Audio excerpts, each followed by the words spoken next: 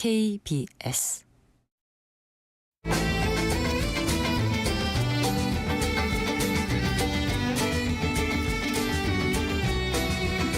오늘을 함께하며 여러분의 내일을 응원합니다. 성공예감 이대호입니다.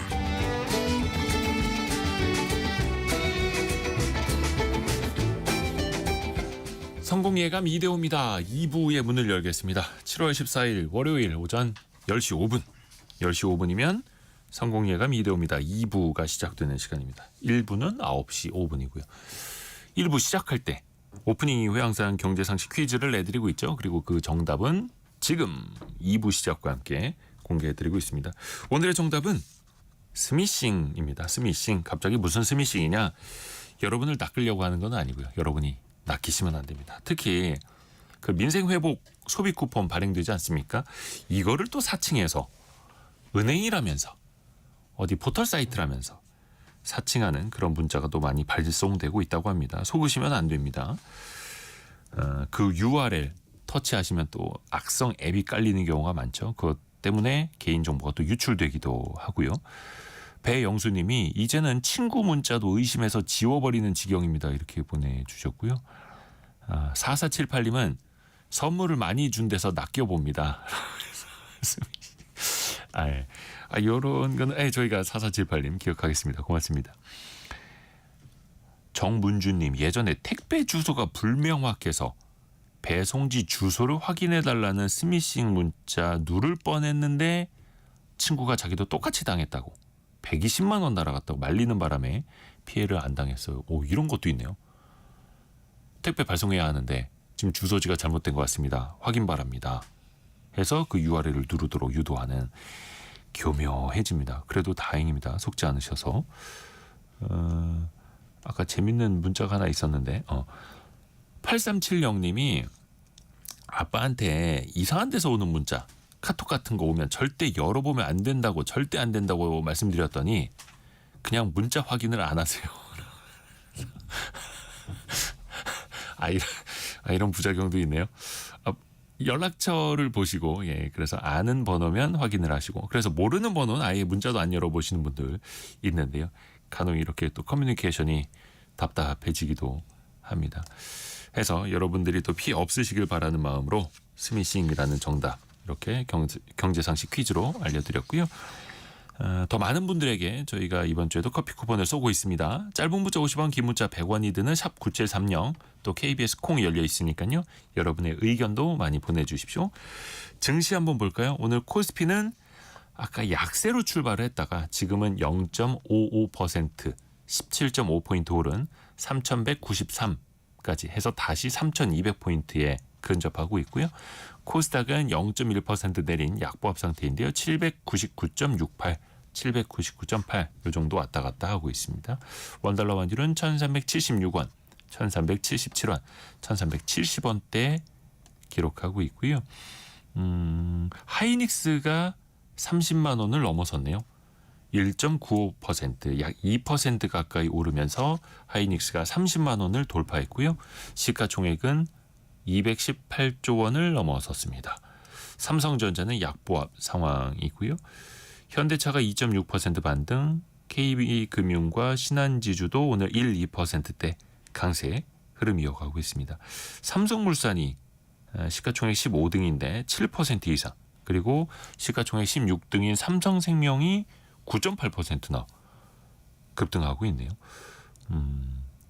삼성화재도 9.7%. 오늘 삼성그룹주들이 삼성전자를 빼고 다들 강세인 흐름들이 나타나고 있습니다. 옆에서 홍춘호 박사님 웃고 계십니다. 삼성전자 빼고 올라간다고 하니까. 이게 증시가 올라갔다고 해서 주변에 돈 벌었다는 얘기 많이 들리는데 그게 내 얘기여야 하거든요. 개미스쿨 시간에 같이 한번 배워보시죠. 프리즘 투자자문의 홍춘욱 대표와 함께합니다. 안녕하세요.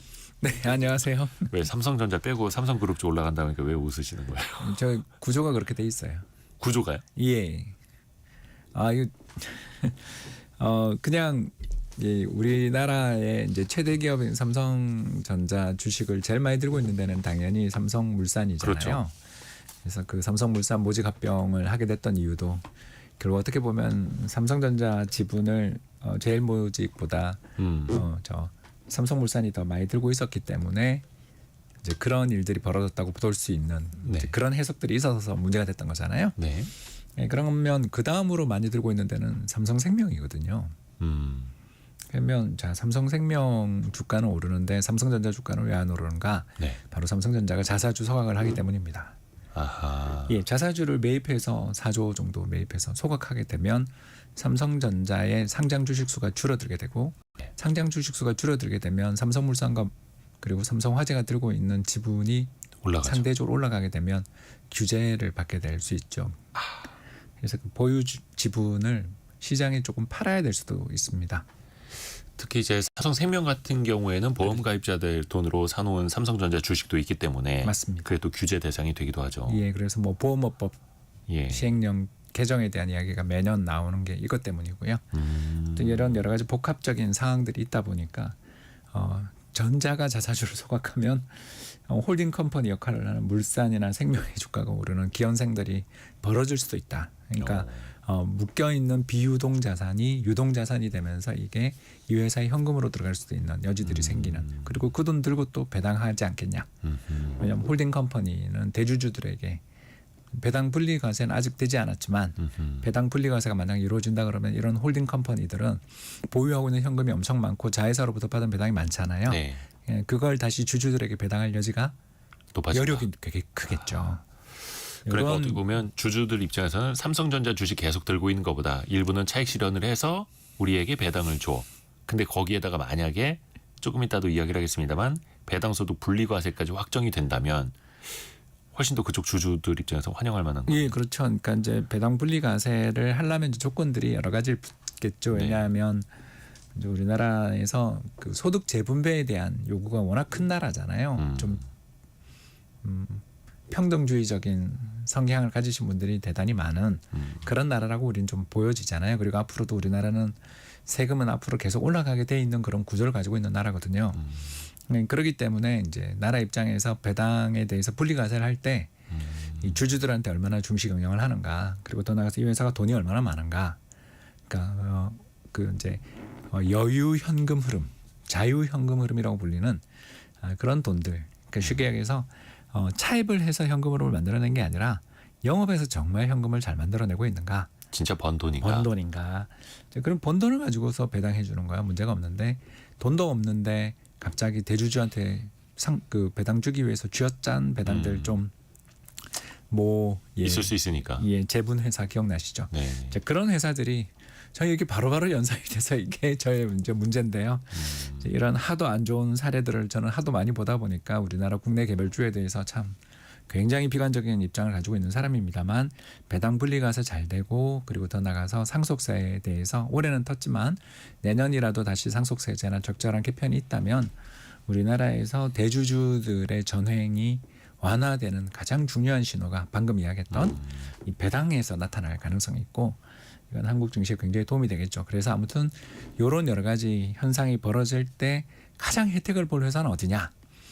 예, 자회사, 돈 잘 버는 자회사를 둔 홀딩 컴퍼니가 좋아집니다. 어차피 돈 잘 버는 자회사에게 그 홀딩 컴퍼니, 지주사 같은 회사들, 모기업들도 배당을 받아오기 때문에, 그리고 또 그 회사의 오너님들이 다 총수님들이잖아요. 네. 그리고 일가부치들이잖아요. 그분들은 또 보면 지분은 되게 많은데 막상 현금이 부족해서 주식담보대출 받으신 분이 그렇게 많다는 거에 많죠. 깜짝깜짝 놀라시거든요. 네. 그러니까 그 리스크 위험을 때문에 삼성전자가 자사주를 매입하게 됐다라는 해석을 본 적도 있으시죠. 그러니까 이런 여러 가지 복합적인 방정식이 있습니다. 그래서 우리나라는 상속이나 배당 분리과세나 이런 여러 가지 복합적인 문제들 때문에 홀딩 컴퍼니를 굉장히 싫어했습니다. 왜냐하면 홀딩 컴퍼니는 저희는 결국 상속세를 줄이기 위한 목적으로 만든 회사고, 저 회사는 주주들한테 배당도 안 해줄 거고, 왜냐하면 대주주 입장에서는 터널을 파는 게 훨씬 돈을 많이 벌지 배당해줘봐야 나 49.6% 금융종합과세 내고 나면 아무것도 네. 없다. 이런 생각들을 하기 때문에 이제 터널링, 이제 사무실 밑에다 구멍을 파는 걸 터널링이라고 하는데요. 그래서 이제 자회사의 일감을 몰아주면서 그쪽 회사로 돈을 몰아가고. 또 더 좋은 방법이 이제 퇴직금 곱하기 8도 받습니다. 저는. 그러니까 1년 동안 회사를 다니면 그 한 달치 월급을 주는 게 곱하기 1이잖아요. 네네. 근데 일부 상장 기업의 회장님께서 곱하기 8을 받아가시는 것도 본 적 있고.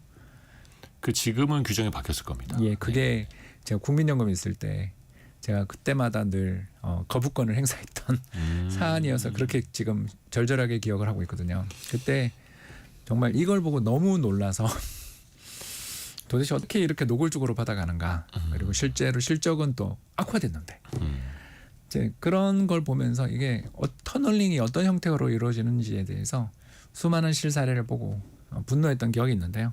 아무튼 그 구멍이 막히는 것보다 더 새로운 구멍을 잘 뚫기 때문에 우리가 모르는 쪽에서 분명히 기업의 돈은 새나가고 있다. 근데 그걸 그냥 못 막을 바에야 또 막을 능력도 없고 의지도 없을 바에야 차라리 배당 분리과세를 통해서 적절하게 촉진하고 그리고 더 나가서 이 배당이라는 게 어차피 회사가 법인세 내고 남은 돈을 주주들한테 주는 건데 그렇죠. 사실 이중과세거든요. 그런 점들까지 생각을 한다라면 이 부분에 대해서 어차피 막지도 못할 거 구멍만 숭숭 뚫려 있는 여러 가지 법안 들고서 괜히 기분만 내지 말고 상속세나 법인세까지 잘 해보자 이런 생각을 하게 되고 아무튼 이런 제도가 나올 때 최대 수혜주는 돈 잘 버는 자회사를 둔 홀딩 컴퍼니. 그러니까 벌써 몇 개 그룹이 떠오르죠. 네. 네. 그 그룹 회사들이 요새 좋습니다. 그렇죠. 그래서 정부 차원에서 보면은 배당소득 분리과세를 결정을 했을 때 배당소득세 세수가 그냥 줄어드는 건 당연히 원치 않을 거고 좋은 결과는 아닐 테고요. 그래서 기업들이 배당을 더 늘려서 많은 사람들이 그 배당 받은 걸로 재투자를 하고 그렇죠. 소비도 많이 할 수 있다면 또 경기 선순환이 될 수도 있으니 그 방향으로 지금 뭐 좀 모델을 짜고 있더라고요. 여기에 이제 또 하나 안타까운 점이 우리나라가 2021년, 22년에 1년에 5개에서 10개 정도 유니콘이 나왔습니다. 1조 원 이상의 기업 시장 가치를 받는 회사들. 가치를 네. 평가받는 분들이죠. 그러니까 시장 가치라는 게 새로운 투자금을 받을 때 나는 이 회사 주식을 1%를 받는데 100억을 투자를 했어. 그러면 1조 가치라는 거잖아요. 네. 왜냐하면 지분율 1%를 자기가 투자해 주는데 100억을 넣었으니까. 네. 그러니까 그런 식으로 장외 시장 가치 1조 원이 넘는 기업들을 유니콘이라 그러는데 안타깝게도 지난해 우리나라 새로 등장한 유니콘이 2개밖에 없더라고요. 이런 사례를 보는 것처럼 우리나라 자산 시장에 또는 자본 시장의 최대 이제 문제가 뭐냐 이렇게 생각을 하면 기업들은 주주들한테 맨날 돈만 받아가고 IPO라든가 유상증자 등을 통해서 돈만 열심히 조달하면서 그렇죠.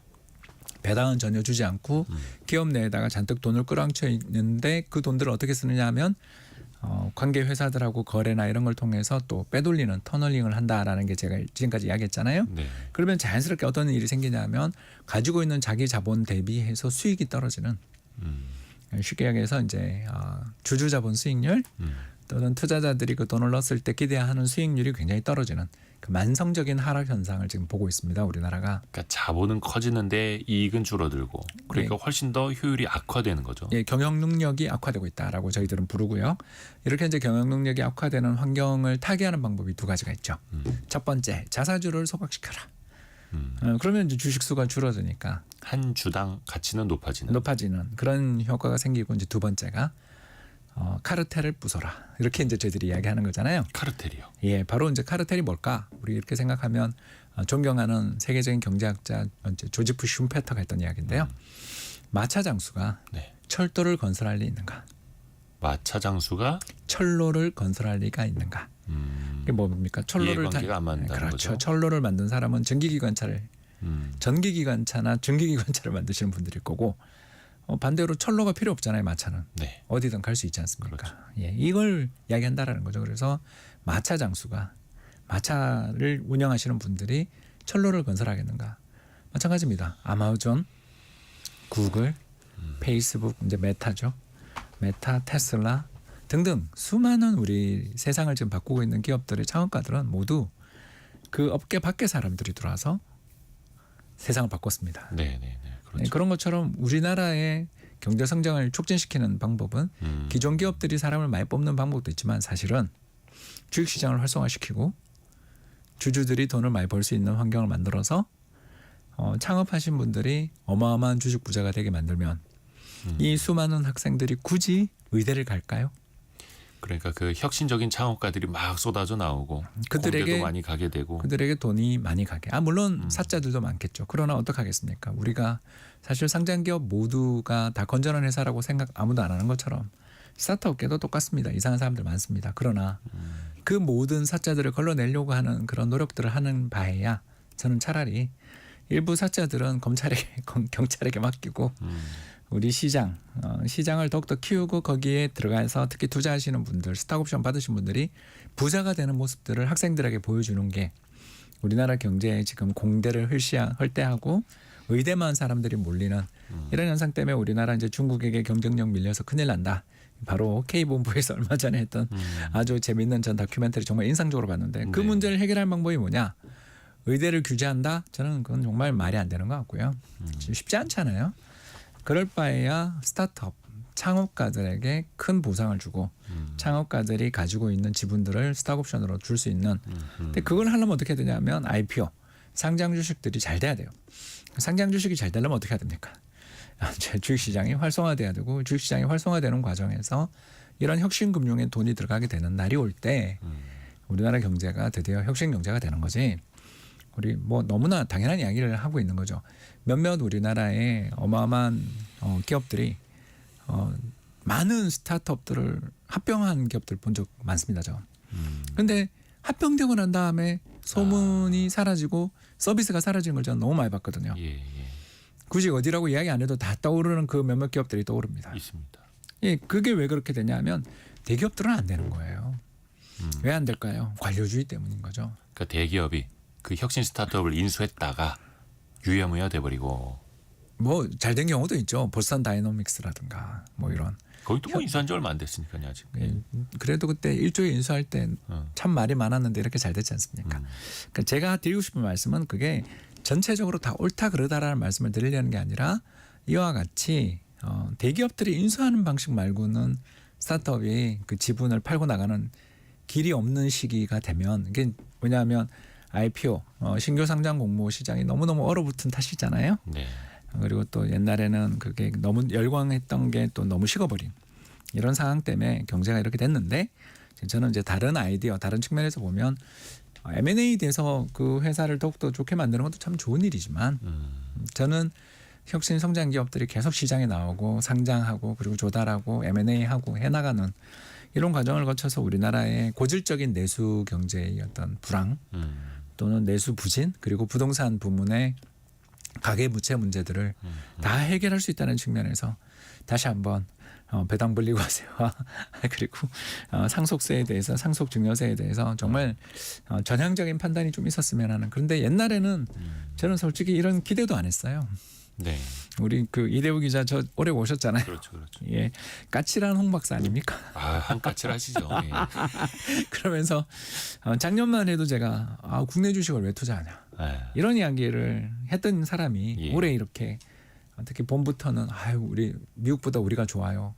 이렇게 돌아선 이유가 뭔가 생각하면 당연히 우리 주가가 싸기 때문이지만 다른 네. 한편으로는 드디어 뭔가 변화의 징후가 좀 보이기 때문에 또 시장의 참가자들이 이렇게 기대가 클 때 이걸 저버리게 됐을 때 후폭풍이 너무 무서우니까 이제 좀 시장에 있는 대주주 오너님들의 이해관계만 보던 그 정치권이 이제는 1,000만, 1,500만 우리 동학개미들의 눈치를 보는 세상이 왔다.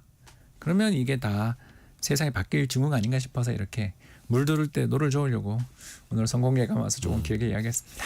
좋은 말씀입니다. 그 상징적으로 그러니까 우리나라는 지금 대표이사에게는 스톡 옵션을 줄 수가 없잖아요, 법적으로. 예. 이런 것도 이제 대표적으로 개선해야 하는 법으로 이야기가 나오고 있고 왜 우리가 IT 버블 때 큰 충격 뭐 실망도 많이 했습니다만 사실 그 이후에 많은 인재와 자본이 또 남기도 했었고 해서 버블은 산업을 만들고 인재를 남긴다라는 말도 있지 않습니까? 참고로 말씀이십니다. 그 젠슨 황이 물론 그쪽 뭐 버블은 아닙니다만 엔비디아의 창업자 젠슨 황이 세계 부자 순위 10위에 올랐습니다. 벌써 그렇게 됐군요. 이것도 굉장히 이제 상징적인 모습인 거죠. 또 우리나라에서도 그런 유니콘 또 돈 많이 버는 뭐 공대 출신 창업자 또 많이 나올수록 좋은. 저는 뭐 제프 베조스 이번에 결혼하면서 뭐 700억 썼다 그러는데 누가 비판하더라고. 그래서 저는 예. 아니 그 돈을 예. 썼잖냐. 그렇죠. 움켜만 쥐고 딴짓하고 탈세 쪽으로 가고 보물섬으로 가는 사람도 천진데 보물섬이란 뭐 케이먼 뭐 군도라든가 조세 회피처. 싱가포르라든가 홍콩이라든가 모나코 같은 예. 조세 회피처들을 뜻하는데 거기 뭐 우리나라 오너님들 돈이 그렇게 많이 있다라는 보고서들 많이 봤잖아요 우리가. 그러니까 우리가 상속세나 이런 게 막 65% 이렇게 때리면 속은 시원하거든요. 부의 불평등을 바로잡을 수 있어 이렇게 생각하시기 쉽지만 그 사람들은 권력과 네트워크와 지식을 갖고 있기 때문에 너무나 쉽게 그걸 회피할 수 있다는 것도 좀 알아두셨으면 좋겠다. 그 모든 그물망을 다 촘촘하게 하면 감독 비용이나 이런 것들을 생각해 보면 도저히 감당이 안 되는 비용은 드는 반면 상속세 걷는 건 미미한 그런 세상이 지금 와 있는 게 아닌가 싶어서 좀 이야기를 해봤습니다. 아무튼 그래서 부자들이 저는 우리나라에서 남의 눈치 보지 않고 편하게 돈 쓰는 세상에 왔으면 좋겠고요. 그래야 내수 시장이 살아나니까. 그리고 두 번째가 상속세를 가지고서 부의 대물림이 이루어지는 거에 대해서 저도 분명히 불쾌합니다만 걷지도 못할 고율의 상속세 65%를 적용해 가지고 그런 식으로 여러 가지 수많은 부작용들을 일으키는 것보다는 좀 변화가 있었으면 좋겠다. 그리고 마지막 세 번째 DJ 대통령 때 김대중 대통령 때 우리나라 상속세 허들 30억이 설정됐거든요. 네. 30억을 넘는 순간 상속세가 엄청나게 튑니다. 그런데 그때보다 우리가 물가가 한 2배, 3배 올랐잖아요. 아하. 그러면 1인당 GDP도 3배가 됐는데 3배 더 냈죠. 그런데 최저임금도 3배 이상 올랐는데 그때 2,000원대였는데 왜 상속세 룰은 그대로 돼 있나?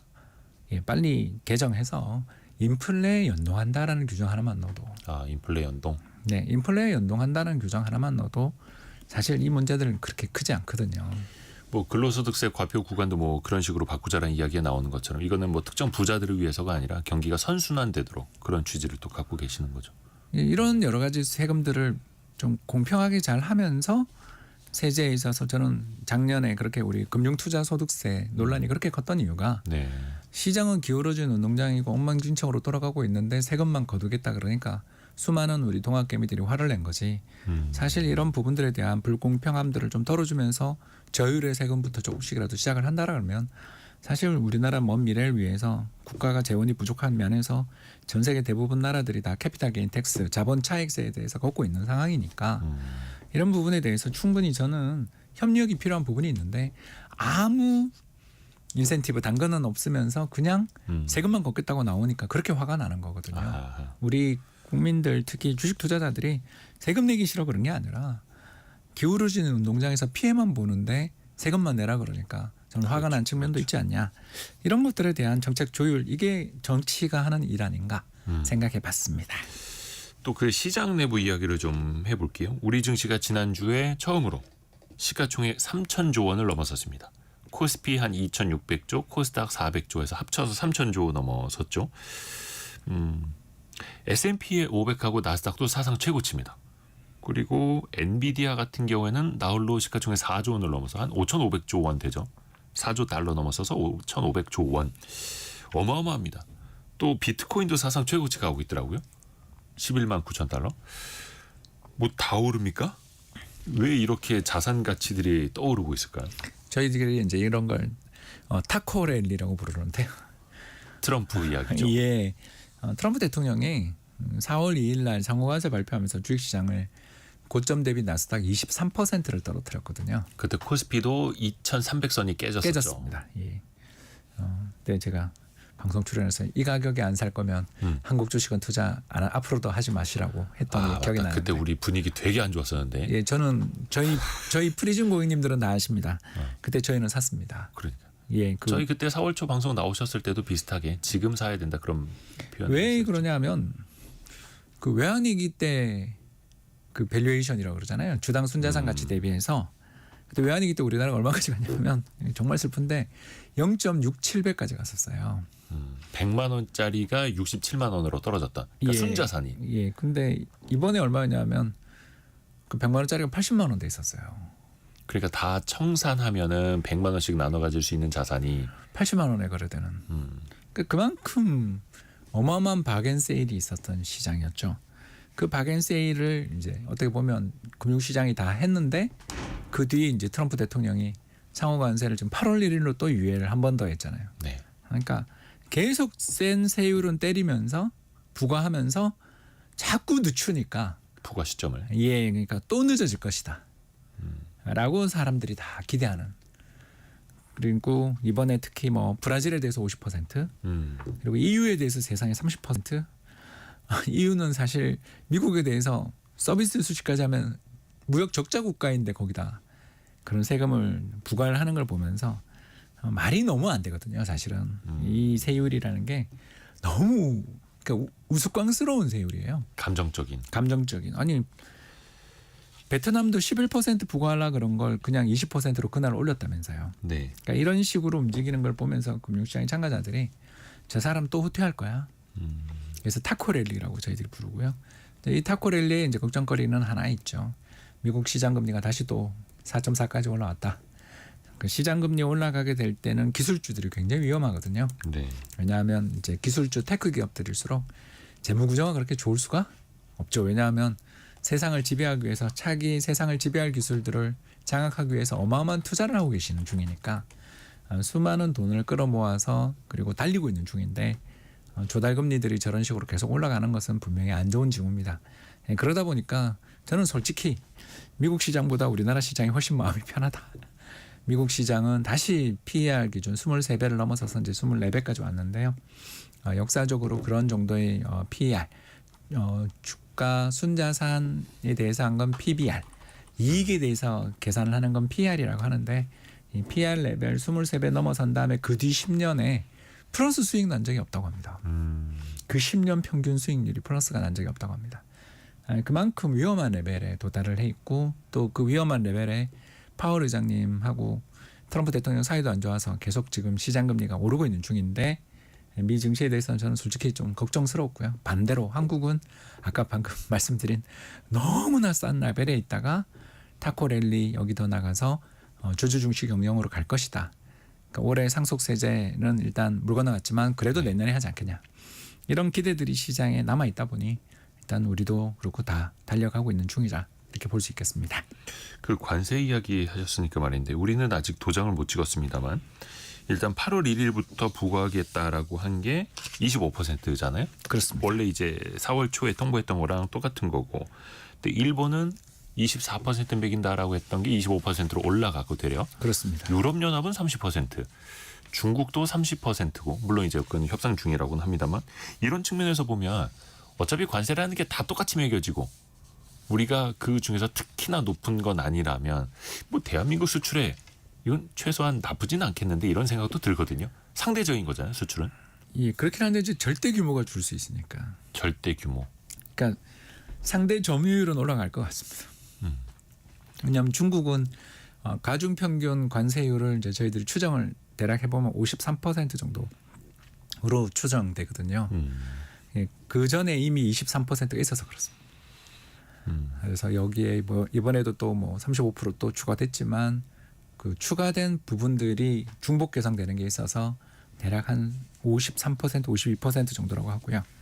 그리고 이제 다른 나라에 대해서 부과되는 관세율들도 대단히 높은. 그래서 가중평균 관세율을 추정을 해본 미국 의회 예산처 정도에서 나온 숫자 보면 20% 정도라고 합니다. 네. 그러면 우리가 25%니까 사실 우리만 특별하게 그렇게 두들겨 맞은 건 아니죠. 네. 네, 그런 면에서 분명히 한국이 상대적인 점유율은 올라갈 수 있다. 다만 미국 내에서 이제 이걸 누가 가격을 지불할 것인가에 대한 문제가 당연히 기업체들이 처음엔 지불을 하지만 그 기업이 이제 그 가격을 소비자에게 전가시키는 시기가 이제 언제 오냐? 다 그 쇼핑 시즌에 하지 않겠냐?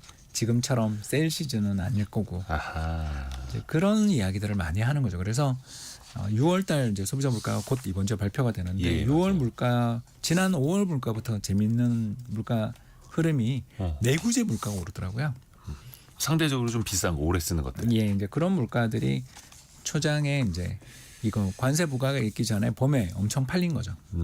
그래서 재고가 이제 땡겨서 사는 예, 거죠. 그렇습니다. 가격이 재고가 오를까 봐. 소진된 거 다음엔 가격이 인상되지 않겠냐라는 그런 우려들이 지금 조금씩 나오고 있는 중이고요. 그렇죠. 아무튼 뭐 특히 3, 4월에 재밌었던 특징적인 현상 중에 하나가 중고차 값이 급등했던 거 기억나시죠? 중고차 가격. 예, 왜냐하면 신차 값이 오를 테니까. 관세 때문에. 예, 한국 차에 대해서 25% 뭐 이런. 이제 그런 거에 대해서 미리 오르다가 이제 5월에는 다시 중고차 값이 좀 빠졌는데 그 중고차 값에 이제 선행지표가 되는 여러 가지 중고차 지수들은 다시 오르고 있더라고요. 이런 점을 생각하면 결국 수입 수요, 절대적 수입 수요가 줄어드는 거 아닌가. 이런 걱정이 좀 있습니다. 그래서 일단 뭐 우리 입장에서 어떤 분이 뭐 그러시더라고요. 현대차까지 오르면 우리나라 주식시장이 정말 3,000선이 아니라 4,000도 갈 텐데 뭐 이런 이야기 하시잖아요. 그렇죠. 현대기아차 시가총액 순위가 높다 보니까. 예, 그렇습니다. 그래서 지난해만 해도 굉장히 좋은 주가였는데 지금 올해 사실 그때 작년 대비해서 좀 부족한 면이 있잖아요. 그런 게 이런 관세에 대한 공포 우려들 때문에 좀 그런 부분들이 있다라는 걸 생각하셔야 될 것 같습니다. 수출이라는 게 비슷한 국가들끼리 경쟁을 하다 보니까 그 경쟁 선상에서는 우리가 불리할 게 없지만 아예 미국의 수입 규모 자체가 위축된다면 결코 또 바람직하지 않을 테니까요. 예, 관세 수입이 3배 늘었대잖아요. 그러니까 관세가 세금이 많이 들었다고 미국이 그걸 또 좋아하고 있는데 그게 좋은 건지도 모르겠습니다만. 왜냐하면 그러면 이제 그게 가격에 반영이 되니까. 그렇죠. 누군가는 그 가격을 짊어져야 될 텐데 수출 기업, 그러니까 트럼프의 주장은 한국의 현대차나 중국의 샤오미 같은 거대 수출 기업이 그 비용을 짊어질 거라고 주장을 하는 거지만 과연 그러겠는가? 소비자들이 그렇죠. 대부분 짊어지지 않겠냐? 어차피 관세라는 게 수입하는 미국 기업이 내는 것이고 또 판매 이제 가격을 그 미국 기업들이 결정할 것이니. 그러니 그렇죠. 여기 원가를 떨어뜨리는 부분도 분명히 있겠지만, 그러니까 그 마진을 떨어뜨리는 부분도 있지만 판매 가격의 조정은 현실화되겠죠. 왜냐하면 미국 경기가 안 나쁘니까. 그걸 또 시간을 두고 지켜봐야 하는 거고요. 그렇습니다. 개미스쿨 시간 프리즘 투자자문의 홍춘욱 대표와 함께하고 있고요. 지금까지 들어와 있는 뉴스도 정리해드리고 말씀 계속해서 이어갈게요. 라디오 정보센터 다녀옵니다.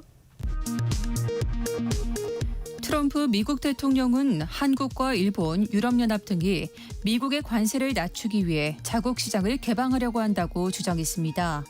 또 한국은 협상 타결을 원한다며 한국은 상당한 관세를 내고 있다고 말했습니다.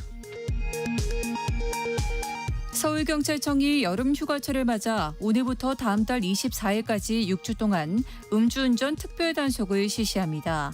심야 시간대뿐만 아니라 아침, 점심 시간대에도 단속이 실시됩니다. 국립농산물품질관리원은 오늘부터 다음 달 14일까지 소고기와 돼지고기, 닭고기 등 축산물을 다루는 업체들을 대상으로 원산지 표시 점검에 나섭니다. 이스라엘군의 공격으로 팔레스타인 가자지구 배급소에서 민간인 희생이 속출하는 가운데 이스라엘군이 난민 캠프의 급수시설을 공습해 어린이 6명이 숨지고 17명이 다쳤다고 현지 병원 의료진이 밝혔습니다. 지금까지 라디오 정보센터 뉴스 정원나였습니다.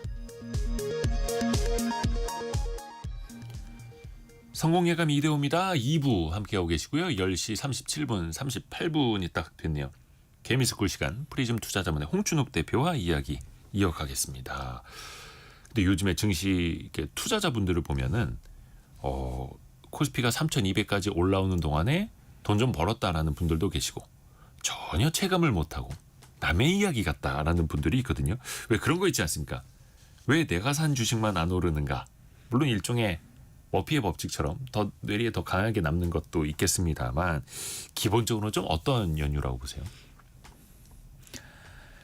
예, 시장은 결국 수익은 네. 5년, 10년을 놓고 보면 평균을 향해 움직이는 특성이 있습니다. 평균 회귀. 예, 평균 회귀라고 부르는 아주 강력한 현상이 있는데요. 지난 5년 동안 좋았던 기업들의 리스트를 우리가 생각해 보면 네. 배터리, 바이오, 인터넷 게임, BBIG로 떠오르는 이 테마가 있었습니다. 그렇죠. 그리고 그 이전 5년을 또 돌이켜 보면요, 바이오, 화장품이 떠오르실 겁니다. 네. 개인 소비재. 기억나실지 모르겠습니다만 그때 제가 이제 컨퍼런스를 갔는데 네. M사의 글로벌 증권사 M사의 애널리스트가 뭐 종목 이야기를 하는데 아시아 태평양 지역 종목 탑 10 종목을 이야기하는데 거기 아모레퍼시픽 하나 올라가 있더라고. 한국 기업이 2015년 일입니다. 그때 이제 중국 사람들이 우리나라 화장품 엄청 사갈 때. 그럴 때 그러면서 뭐 그냥 왜 저는 이제 모기관에 있었으니까 그렇게 큰 기관이 삼성전자나 현대차 같은 시대에 뒤떨어진 기업을 들고 있는지 이해를 못하겠다라는 이야기까지 하더라고요 저한테. 근데 그런 걸 들으면서 느낌이 다 왔구나. 그러니까 제가 이 일을 오래 해서 그런 이야기를 들을 때가 항상 삼성전자나 현대차가 오를 때다. 저는 그런 생각을 되게 하거든요. 아하, 반대로. 네, 왜냐하면 너무 확신에 차고 너무 사람들의 그 관심이 집중되는 기업들은 이제 그 조그마한 악재에도 굴러떨어집니다. 왜 그러냐면 PR이 너무 높기 때문에. 이미 기대치를 한 몸에 받고 있으니. 그렇죠. 그리고 두 번째가 그렇게 기대치를 한 몸에 받는다라는 건 미래 이익 전망이 엄청나게 상향 조정됐다는 뜻인데 그때 2016년 혹시 사드 사태로 한한령 기억나십니까? 아유, 그때 그 화장품주들이 갑자기 이제 급냉돼 버렸죠. 예, 그리고 또 한미약품을 비롯한 우리나라 또 제약 바이오 기업들이 또 발표했던 수많은 그 파이프라인들이 잘 됐으면 또 좋았을 텐데 좀 그렇게 성과들이 안 좋아지는 경우들을 우리가 꽤 많이 봤지 않습니까? 뭐 계약이 반환된 것도 나오고. 네, 저 뭐 사노피와의 계약이 제일 많이 기억나는데요.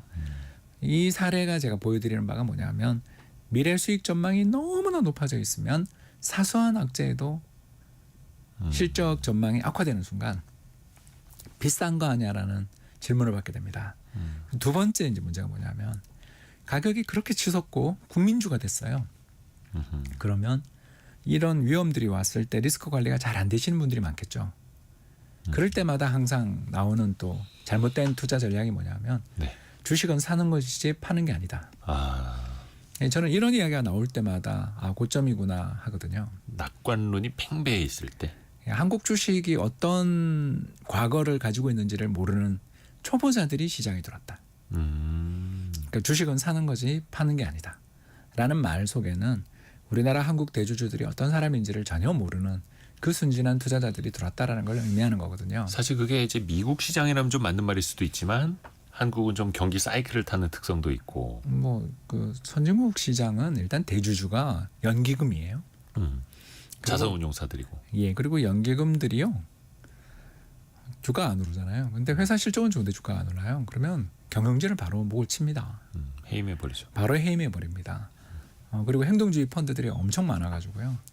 지속적으로 심지어 옛날에 10년 전 엔비디아도 행동주의 펀드한테 아주 공격당하고 처음으로 배당 지급하고 했던 사례가 있었습니다. 아하.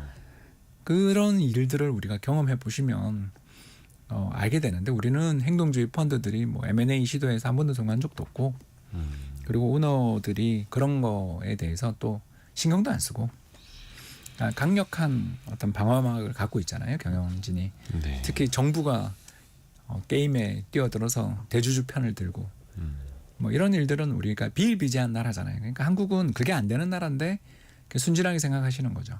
이러다 보니까 이제 두 번째 문제가 같이 터지는데 뭐냐면 한 번 빠지기 시작하면 매물이 끝도 없이 나오는 거예요. 왜냐하면 잠수함 주식이 됩니다. 개미 투자자들의 비중이 늘어나면 늘어날수록 그때 리스크 관리를 못하고 고점에서 주식을 대거 보유한, 그러니까 뭐 어디서 뭐 저는 들어갔습니다라고 했던 분들이 이제 몇 층에 구조대 보내주세요. 구조대 보내주세요 하는데 구조대가 잘 안 들어가죠. 그러니까 그게 이제 개인 투자자분들이 많아지면서 또 신용융자도 많이 쓰게 되고 어떻게 보면 변동 폭이 더 커진다. 이런 또 의미일 수도 있고 있겠죠. 또 단톡방 문제도 있겠죠. 쏠림이 리등방 뭐 여기서 해놓고 이제 세력들이 털고 나간 경우들. 대표적인 게 2023년 8월 7일. 저는 이 날짜까지 기억하는 이유가 이제 두 번째 오늘 이야기 주제가 되는 BBIG 테마가 끝난 날이거든요. 그날이. 그날 전체 우리나라 시장 시가총액의 그 얼마 안 되는 2차 전지 관련 주식들이 전체 시장 거래 대금의 한 3분의 1을 차지한 날이 있었습니다. 네. 그런 날 저희들은 그분들이 털었구나. 저희는 알거든요.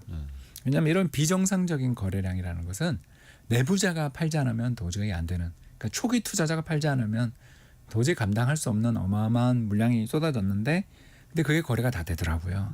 그리고 그날 주가 올랐어요. 근데 그 뒤 지금 만 2년이 지났잖아요.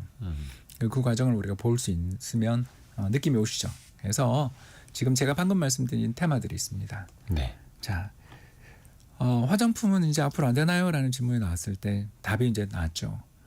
예, 달바를 비롯한 APR을 비롯한 수많은 우리나라의 차세대 그 관련돼 있는 코스메틱 기업들의 주가는 그렇게 좋은데 신규 창업을 해서 또 상장까지 한 또는 기업들. ODM 기업들은 그렇게 좋은데 생산하는 기업들은 그렇게 좋은데 왜 과거에 그렇게 시대를 풍미했던 기업들의 주가는 못 오르는가?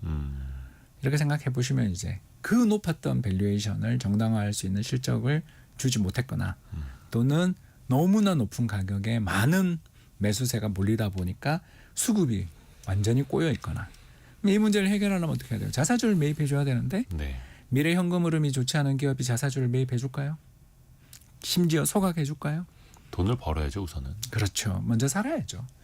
이런 이야기를 듣고 나니 이제 지금 현재 시장의 주도주가 왜 바뀌었는지를 바로 여러분 다 아시는 것처럼 이제 금융사와 지주사 그리고 조방원으로 이어지는 이 테마가 과거에 없던 테마가 왜 갑자기 나오는가? 그리고 새로운 테마들로 항상 시장은 움직이는가에 대해서 조금 이해가 되셨으리라 생각합니다. 그렇죠. 항상 돌고 돌고 또 그때 또 상황에 맞는 뭔가 또 형성이 되고 그런데 사람들의 많은 관심과 돈이 쏠리게 되고 그래서 마이크로소프트와 삼성전자가 위대한 기업인 거고요. 오랫동안 꾸준히요. 오랫동안 꾸준했고 아까 제가 잠깐 이야기했었던 2015년 그 모 컨퍼런스에서 제가 M사 애널리스트한테 삼성전자는 어떻게 보냐 했을 때 왜 그런 회사를 사냐 라는 질문을 했을 때가 지나고 생각하면 삼성전자 반도체 슈퍼사이클의 바닥을 치고 올라오던 그 해였거든요. 그러니까 어떤 시장에서 비아냥을 받고 뭐 그런 회사를 사냐 소리를 들을 때 펀더멘탈이 좋은 회사들을 앞질러 가서 투자하는 사람들을 우리는 가치 투자자라고 부르는 거고요. 그래서 지금 우리나라 시장은 성장주 투자자보다 가치주 투자자가 월등하게 혜택을 누리는 10년 만에 시장이 순환이 온 거죠. 이렇게 돌아왔죠. 물론 이제 좀 삼성전자 좀 다른 이야기일 수 있겠습니다만 그 가치 투자자들이 좋아했던 저평가 기업들, 특히 이제 저 PBR이라고 하는 순자산 가치만도 평가를 못 받고 있던 그 기업들이 최근에 많이 올랐습니다. 그러니까 많이 오를 수밖에 없는 게 두 가지죠. 일단 이런 저 PBR 기업들의 그 저 PBR의 이유는 두 가지거든요. 우리 이걸 꼭 구분하셔야 됩니다. 그러니까 저평가 받는 데는 저평가 받는 이유가 있었던 거죠. 예, 두 가지 이유가 있어요. 그 중에 하나만 잘 피하시면 됩니다. 어떤 걸까요?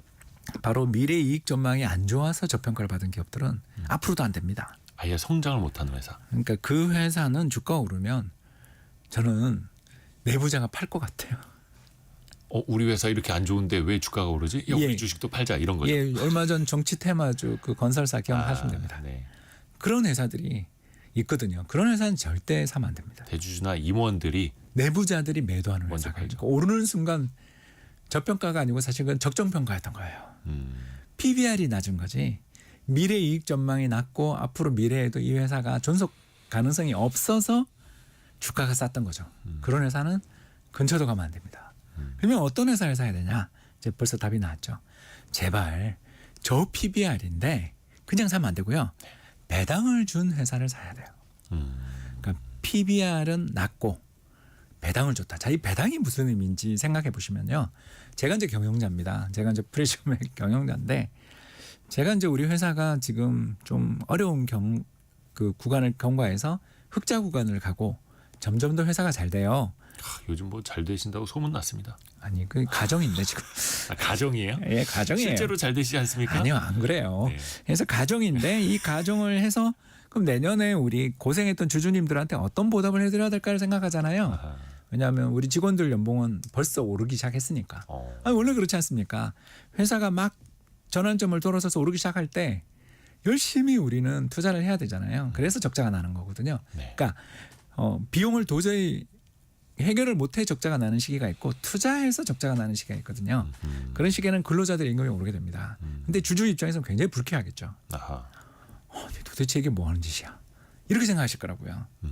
그분들한테 이제 저희는 내년에 자사주를 아마 매입하겠죠. 오랫동안 시장에서 장외 주식이니까 유동성도 없었던 그런 주식들을 오랫동안 갖고 계신 분들의 지분을 좀 사들여야 되겠죠. 자, 그러다가 누적됐던 적자들도 다 메우고 우리 급하게 팔아야 되거나 또는 불만을 갖고 계시는 주주분들의 주식도 좀 사들였어요. 자, 그 다음에 우리가 돈을 또 벌었어요. 뭐 할까요? M&A 하거나 배당하겠죠. 네. 딱 이 과정을 이해하시면 됩니다. 성장을 하거나 주주 환원을 하거나. 그렇죠. 그런데 저 PBR 주식들은 대부분 성장이 약한 회사들이죠. 네. 왜냐하면 홀딩 컴퍼니가 어디 투자할 데가 별로 없고 금융회사가 우리나라 내수 시장에 있는 금융회사가 뭐 그렇게 심각하게 어마어마하게 성장하는 그런 업태도 잘 안 보이잖아요. 네. 그러면 배당을 해줘야 되거든요. 자, 이제 답을 찾으셨습니다. 굉장히 낮은 저평가 영역에 있는 기업이 1년, 2년, 3년, 4년 이상 배당을 하고 있는 회사가 있다.